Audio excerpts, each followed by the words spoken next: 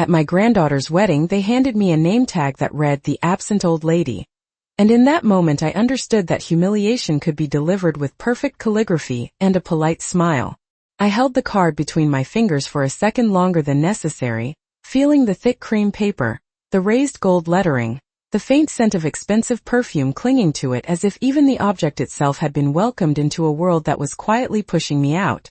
Around me, the grand ballroom of the Arlington Grand Hotel shimmered with crystal chandeliers and soft violin music, every table draped in ivory linen, every centerpiece arranged with white roses that probably cost more than my monthly grocery bill. I had imagined this day differently. For weeks, I had rehearsed how I would greet Olivia at the altar, how I would squeeze her hand and whisper how proud her grandfather would have been to see her in that lace gown. I had bought a new dress for the occasion, a pale lavender silk that fell just below my knees, elegant without being flashy, the kind of dress a 72-year-old woman wears when she wants to look dignified but not desperate. I even drove 40 miles to a salon in Evanston to have my silver hair styled into soft waves, because Olivia had once told me she loved how I looked when I made an effort. Standing there in the foyer, holding that name tag like a verdict, I realized that effort meant very little in a family that had already decided your role. A young woman at the check-in table smiled brightly at me, unaware of the storm she had just placed in my hands. "Is everything all right, Mrs. Whitmore?"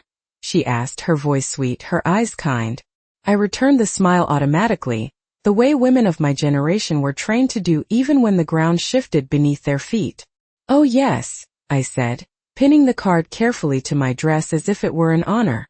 "Everything is just fine."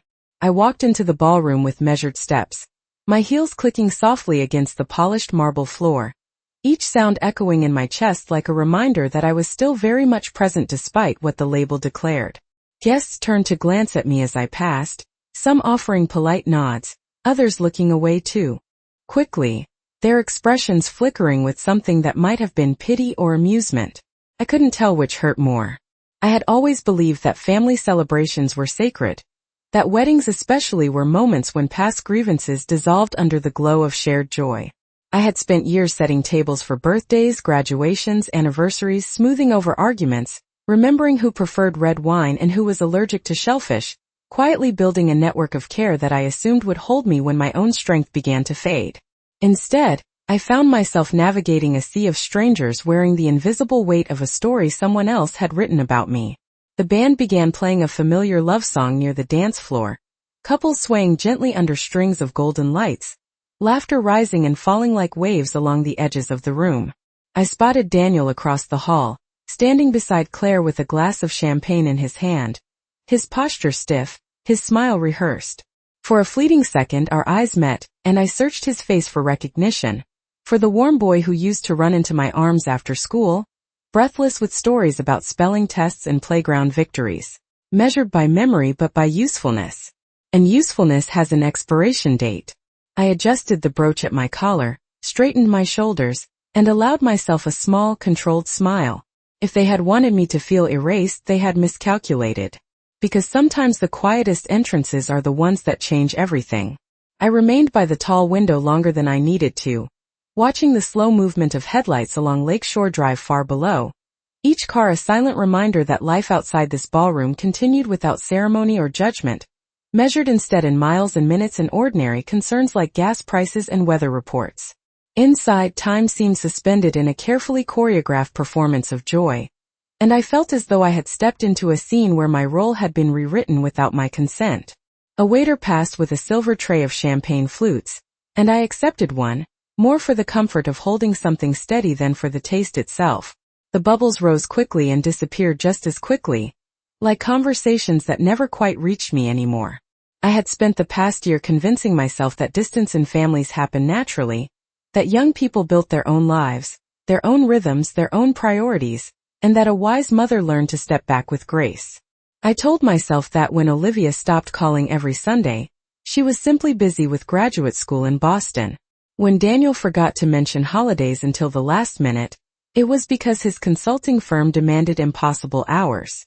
When Claire responded to my messages with brief, perfectly polite replies, it was not rejection but efficiency. Standing there now, surrounded by music and laughter that felt rehearsed, I began to understand that what I had called distance might have been something far more deliberate. The ballroom doors opened again, letting in a swirl of cold spring air, and a cluster of late-arriving guests wrapped in designer coats. For a moment, the breeze lifted the hem of my dress and brushed against my legs like a memory of freedom. I thought about the morning I had driven downtown to finalize the bank transfer that helped cover Olivia's first year of tuition. The young loan officer had asked if I was certain about withdrawing such a large portion of my savings, and I had smiled with the quiet confidence of someone who believed she was investing in love. I remembered the neat rows of numbers on the paperwork, the careful calculation of interest rates, the reassurance that family was worth more than any retirement account. Back then, Claire had hugged me tightly and called me generous. Daniel had promised that one day he would make everything right. Promises, I realized, could age faster than people. A group of women in shimmering gowns gathered near the dance floor, their voices lowered but not quite low enough. I caught fragments of my own name carried across the room like drifting confetti. Someone laughed softly. Someone else said that it was sad how some older relatives refused to move on, clinging to the past as if it were a life raft. I took a sip of champagne and let the cool sweetness settle on my tongue, refusing to grant them the satisfaction of a visible reaction. Composure had always been my strongest armor. My husband used to say that storms pass more quickly when you did not shout at the sky. The memory of his voice came to me with surprising clarity, as if he were standing just behind my shoulder, amused by the elaborate spectacle of modern weddings with their custom lighting and signature cocktails. Absence was not always about physical distance. Sometimes it was a story repeated often enough that even the people who once knew you best began to believe it. And stories, once established, were difficult to challenge without changing the entire ending. I moved slowly toward the rows of white chairs arranged before the floral arch, choosing a seat near the aisle where I could observe without being observed too closely. The orchestra softening into a gentle instrumental version of a song I remembered playing on the radio when Daniel was still learning to drive. Weddings had a way of folding time, bringing past and present into an uneasy truce, and as I sat there with my hands neatly folded in my lap, I found myself measuring the distance between the young mother I had once been and the quiet spectator I had apparently become. The program resting on the chair beside me listed the order of events in elegant script, every detail meticulously planned, every moment accounted for except the unpredictable human ones that always found a way to disrupt even the most carefully arranged celebrations. I glanced down the aisle again, watching guests adjust their jackets and smooth their skirts, their conversations hushed but vibrant with anticipation. A faint vibration in my handbag drew my attention, and when I opened it, I saw a notification from a social media application I rarely used. Curiosity more than habit led me to tap the screen. The image that appeared was one taken only minutes earlier, a candid photograph of me standing near the window, the lake behind me like a dark mirror. Someone had already posted it with a caption that read, "Here she is, finally showed up." I felt an almost clinical fascination as I studied my own face in the photograph, the composed expression, the slight tilt of my head, the gold letters gleaming against lavender silk like an accusation preserved in high resolution. Around me, guests were now settling into their seats, unaware that my world had just shifted another inch off balance. I wondered how many times over the past months similar stories had been told about me in rooms I never entered. How often my absence had been narrated as indifference rather than quiet exclusion. The ceremony began with the familiar cadence of vows and promises, the officiant speaking about partnership and trust as if those concepts were constants rather than fragile agreements subject to revision. I listened carefully, not to the words themselves but to the reactions they stirred in the faces around me. Claire dabbed at her eyes with a lace handkerchief, her performance of emotion flawless. Daniel clapped politely at the appropriate moments, his gaze fixed somewhere above the crowd as though he were attending a business presentation rather than his daughter's wedding. Deeper lines around his eyes and the silver at his temples. Thomas Avery had been my husband's attorney for nearly 3 decades. The quiet presence at the edges of family milestones. The one who spoke only when necessary and never without purpose. Seeing him there, in the middle of champagne towers and violin quartets, felt like watching 2 separate worlds collide without warning. "Margaret," he said gently, lowering his voice so the passing guests would not overhear, "I hope I am not intruding on an important day." I almost laughed at the phrasing. Intrusion suggested that I had been welcomed in the first place. Instead, I nodded and gestured toward a quieter corner near a row of tall potted palms where the music softened into background noise. Thomas studied my face for a moment, his expression unreadable but attentive, as though he were measuring not only what I looked like but what I had endured to arrive at this exact point in time. "Your husband asked me to give you something," he continued, reaching into the inside pocket of his suit jacket with deliberate care. The envelope he produced was familiar even before I saw the handwriting. Thick cream paper again, my name written in the firm.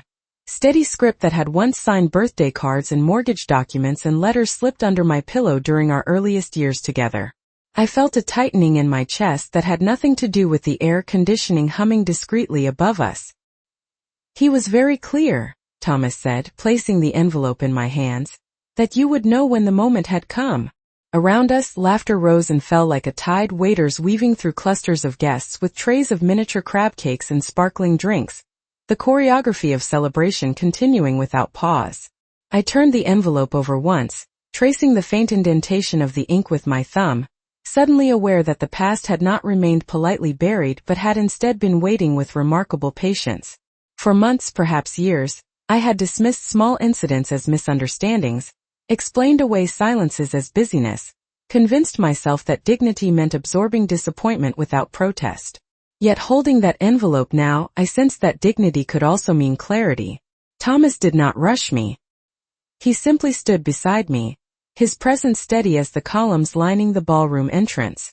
I thought about the conversations my husband and I used to have late at night when the house was quiet, about his insistence that kindness did not require blindness.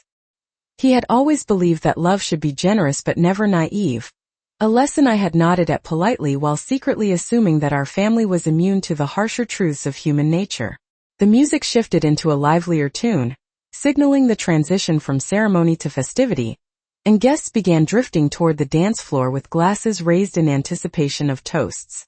I noticed Claire across the room directing a photographer toward a specific angle, her gestures confident, her smile bright enough to suggest nothing in the evening had gone awry.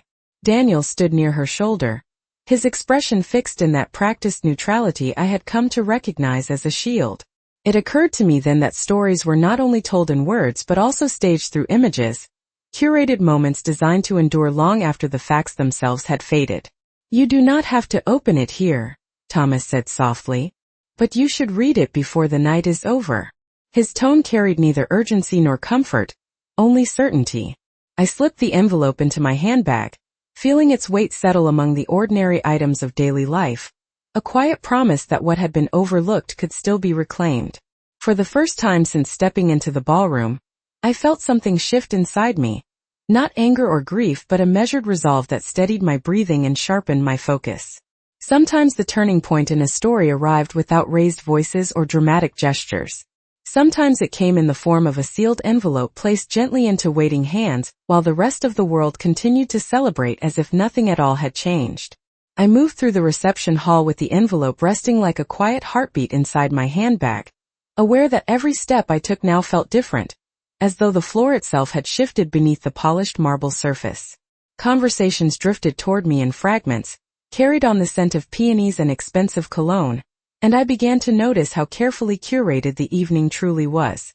At the far end of the room, a large screen displayed a slideshow of Olivia's childhood, photographs dissolving one into another with sentimental music that seemed designed to guide emotions as precisely as any script. I watched an image appear of her at 7 years old, standing in the backyard of my house with her missing front teeth and a paper crown I had helped her cut out of construction paper. I remembered that afternoon clearly, the sun warm on our shoulders, her laughter ringing across the lawn as she declared herself queen of the garden. In the photograph I stood just out of frame, a hand visible at the edge, holding the crown steady so it would not slip. The caption beneath the image read, "Raised by her loving parents and mentors." I felt a faint smile touch my lips, not from amusement but from recognition. Stories were powerful because they did not always require lies. Sometimes they only required careful omission. A waiter offered me a small plate of shrimp and lemon, and I accepted it out of habit, though I could not recall the last time I had felt hungry at a celebration. I took a slow bite, tasting salt and citrus and the distant echo of summer dinners by the lake when Daniel and Olivia would race to set the table before the first fireflies appeared. Those evenings had seemed so permanent then, the rhythm of family life as dependable as the tide charts my husband used to keep pinned beside the refrigerator. Now I saw how easily permanence could be edited into nostalgia. I found an empty seat near a round table reserved for extended relatives, the place card bearing my name positioned at the farthest edge as if distance could be measured in inches as well as in years. The gold lettering on my chest caught the light again, drawing a glance from a woman seated beside me who offered a sympathetic tilt of her head before turning back to her conversation. Sympathy, I realized, was often a polite substitute for understanding. Across the room, Claire lifted a glass and began speaking with the practiced warmth of someone accustomed to commanding attention. She thanked guests for coming, spoke about new beginnings and the importance of unity, her voice smooth and confident as she described the challenges of planning such a grand event. She mentioned sacrifices made, obstacles overcome, and at one point she laughed lightly about how difficult it had been to gather everyone together when some people had become so distant in recent years. A ripple of knowing. Chuckles moved through the crowd. I remained perfectly still, listening not only to her words but to the way they settled into the room like dust after a long journey. Daniel nodded beside her, his expression supportive, his hand resting on Olivia's shoulder in a gesture that looked reassuring from a distance. I wondered whether he recognized the narrative being constructed around us, or whether he had simply accepted it as the easiest version of truth. The envelope in my bag seemed to grow heavier with each passing minute, a reminder that another story existed, one written in legal language and quiet foresight rather than in champagne toasts. I reached down and touched the clasp of my handbag, grounding myself in the small certainty of action yet to be taken. Near the dance floor, the photographer adjusted his lens and called for the family to gather for a portrait. Names were announced one by one, voices bright with expectation. I waited without moving, aware that my absence from the call would be noted just as carefully as my presence had been earlier. Olivia glanced toward me again, her expression unreadable, as though she were trying to reconcile two conflicting versions of the same person. In that suspended moment, I understood that this evening was not merely a celebration of marriage but a stage upon which reputations were being quietly negotiated. I rose from my chair with measured calm, smoothing my dress once more, and began walking toward the corridor that led to the smaller private lounge Thomas had mentioned before disappearing into the crowd. Sometimes the most significant decisions were made not in the center of the room but just beyond the reach of its spotlight. I stepped into the private lounge and closed the door gently behind me, the muted thrum of music and laughter instantly reduced to a distant echo that felt more symbolic than real. The room was smaller than I expected, furnished with deep leather chairs and a low glass table scattered with neatly arranged magazines no one had touched. A single floor lamp cast a warm circle of light that made the space feel suspended outside the evening's performance, as though time itself had paused to watch what I would do next. I sat down slowly, placing my handbag on my lap with the care of someone aware that certain objects carried more than their physical weight. For a moment I simply listened to my own breathing, steady and deliberate, a rhythm I had learned to maintain during long nights when grief had threatened to unravel me after my husband passed. It occurred to me then that solitude, once feared, had become a kind of training ground. I opened the clasp and drew out the envelope, the familiar texture of the paper sending a quiet tremor through my fingers. His handwriting looked exactly as I remembered it, confident without flourish, each letter a testament to the certainty with which he had always moved through the world. I broke the seal with measured precision, unwilling to rush the unfolding of whatever truth he had left behind. Inside, several pages rested together, the legal language precise yet unexpectedly personal in its intent. As I began to read, the carefully constructed narrative of the evening shifted yet again, revealing itself as only one layer of a much deeper design. My husband had anticipated change, had prepared for the possibility that affection might one day be outweighed by convenience.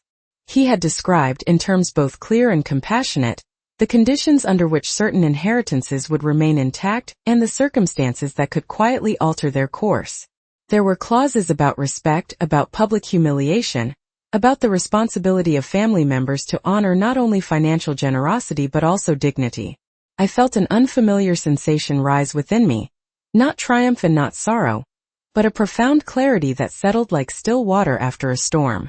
For years, I had believed that patience was my greatest virtue, that endurance alone could preserve the fragile architecture of kinship. Yet here, in the steady glow of a floor lamp, I understood that patience without boundaries was merely permission for others to redraw your place in their lives. Outside the lounge, applause erupted, likely for the first dance, the celebratory rhythm vibrating faintly through the walls as if reminding me that the evening's spectacle would continue regardless of the decisions made in this quiet room. I read the final paragraph twice, committing its implications to memory, feeling the past and present align with an almost mathematical precision. My husband had trusted me to recognize the moment when silence ceased to be noble and became instead a form of surrender.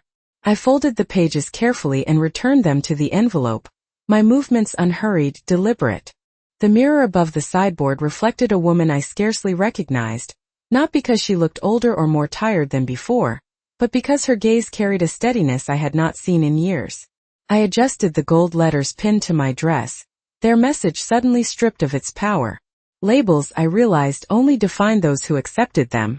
Standing there, I allowed myself one deep breath before turning toward the door. The music swelled again, joyful and insistent, calling everyone back to the center of the room where photographs would be taken and stories cemented into memory.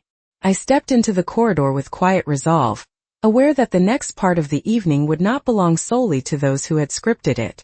Sometimes reclaiming one's place did not require raised voices or dramatic confrontation. Sometimes it required nothing more than the courage to walk back into the light carrying a truth that could no longer be ignored. I stepped back into the reception hall with the envelope resting like a quiet compass in my hand, the music now louder, the lights brighter, the air charged with that particular electricity that always followed the first dance. Guests were clapping and laughing as Olivia and her husband spun beneath a cascade of floating candles, their movements graceful and hopeful in a way that reminded me of promises made before life had the chance to complicate them.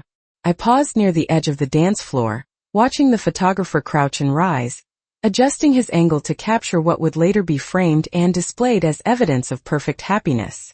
It struck me then how easily photographs could freeze a moment, while erasing everything that existed just beyond the lens. Claire stood nearby with a tablet in her hands, directing assistants with subtle nods, her voice warm enough to sound like gratitude yet firm enough to leave no room for disagreement.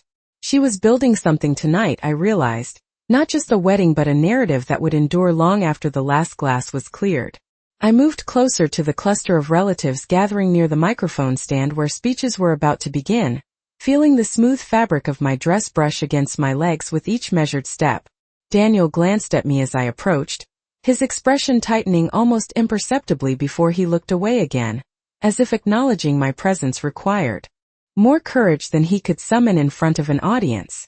The envelope seemed to steady me, reminding me that clarity did not need applause to exist. When the master of ceremonies announced that family members were welcome to share a few words, Claire leaned forward with a practiced smile and began listing names, her tone bright, her choices deliberate. I noticed how she skipped over mine without hesitation, moving from one speaker to the next as though the omission were a natural oversight rather than a calculated decision. A polite murmur rippled through the crowd, chairs scraping softly as people shifted for a better view. I remained standing where I was, the silence around my name louder than any introduction.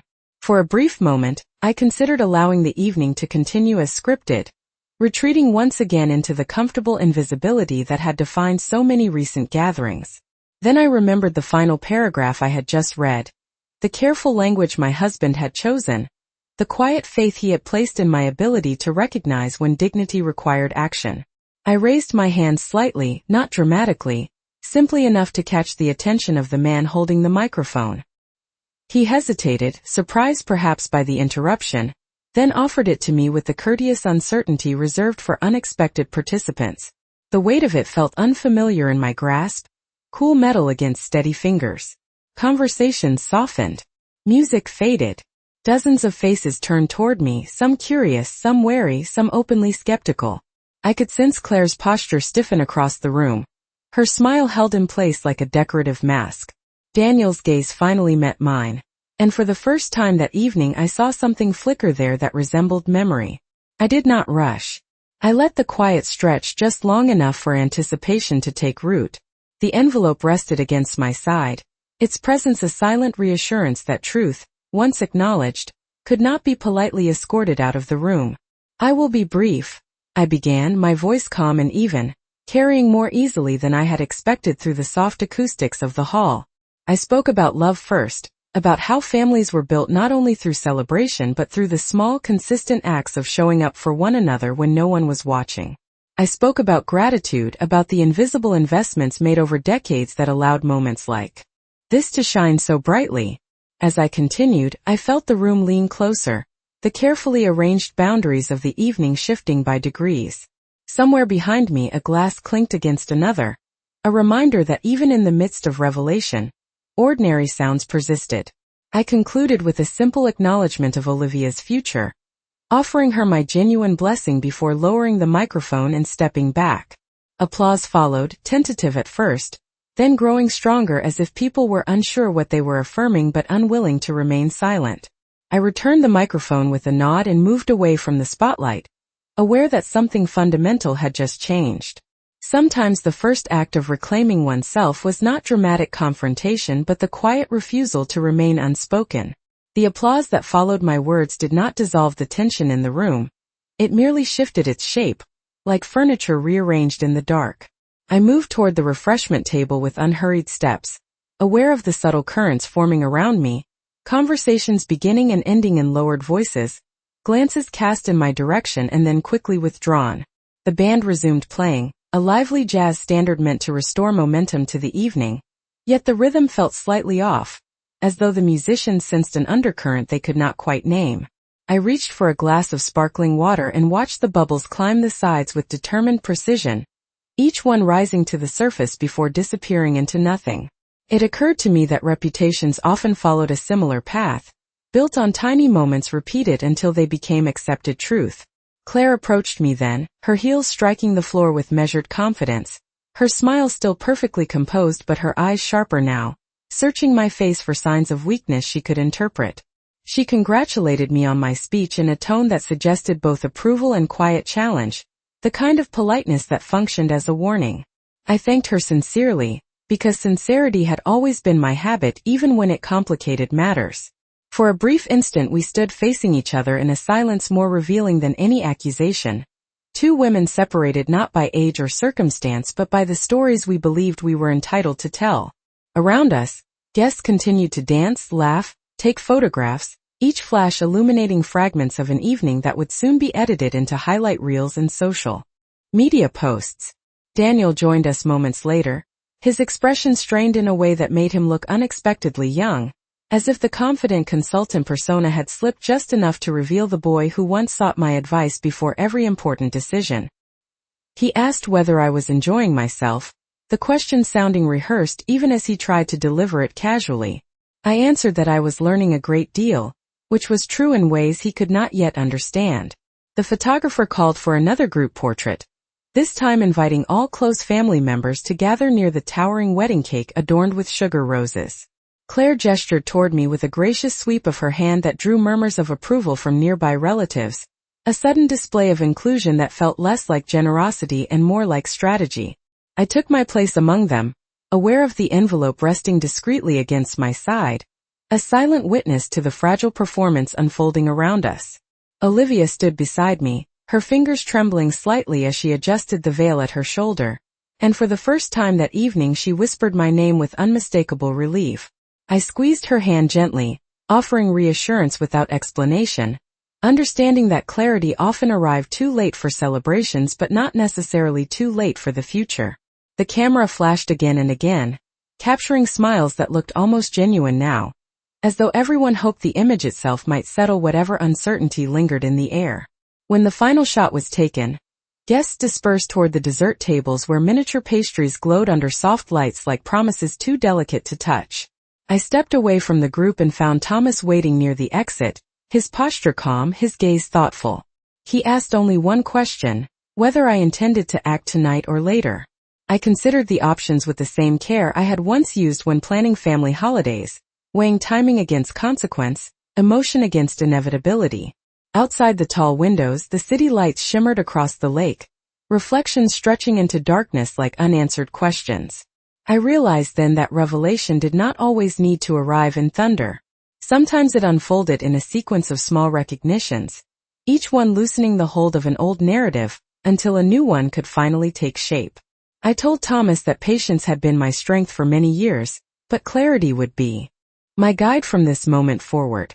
He nodded as though this had been the answer he expected all along, and together we watched the celebration continue, aware that beneath the music and laughter a quiet transformation was already underway.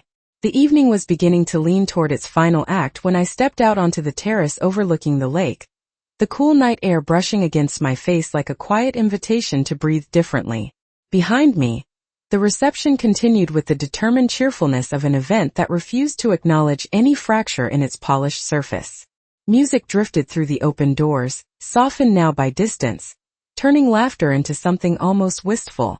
I stood at the railing and watched the reflection of city lights ripple across the dark water, each shimmer stretching and dissolving as if reminding me how easily appearances could shift when viewed from another angle.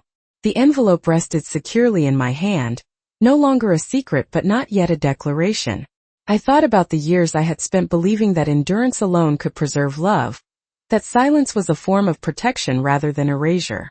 Somewhere inside the ballroom, Claire's voice rose again in another toast, confident and bright, her words undoubtedly weaving gratitude and ambition into a narrative that would travel far beyond this night. I felt no anger toward her now, only a clear recognition of the choices we had both made, hers to shape perception and mine to finally step beyond it.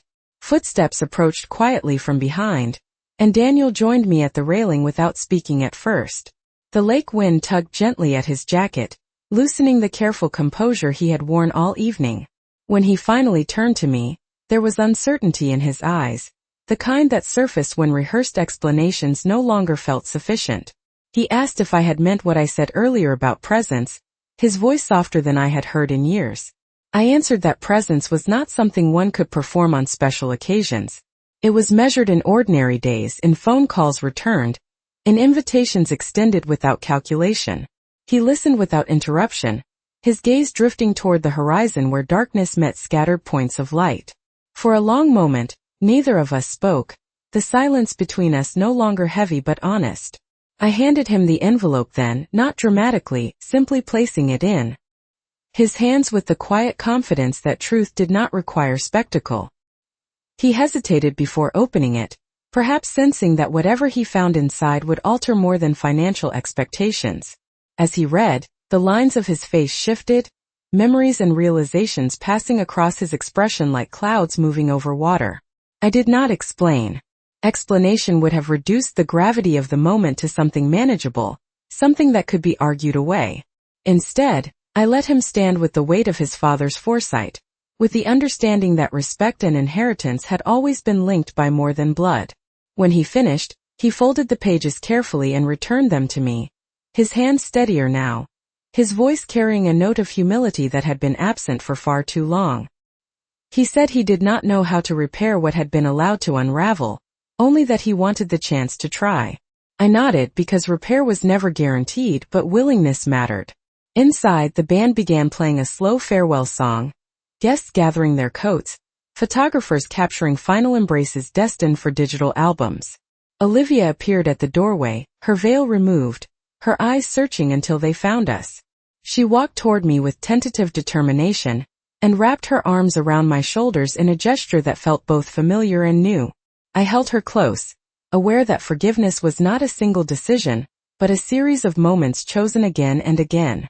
Together we returned to the ballroom one last time, not to reclaim attention but to acknowledge the closing of an old chapter. As I moved through the crowd toward the exit, several guests offered smiles that seemed less performative now, as though the evening had taught them something about the fragility of appearances. I paused at the threshold and removed the gold-lettered tag from my dress, placing it gently on a nearby table where it would soon be cleared away with the empty glasses and scattered petals. Outside, the night stretched wide and unjudging, the lake breeze carrying the faint promise of mornings yet to come. I walked toward the waiting car with unhurried steps, knowing that absence had never truly defined me, and that presence, once reclaimed, could reshape even the most carefully written stories.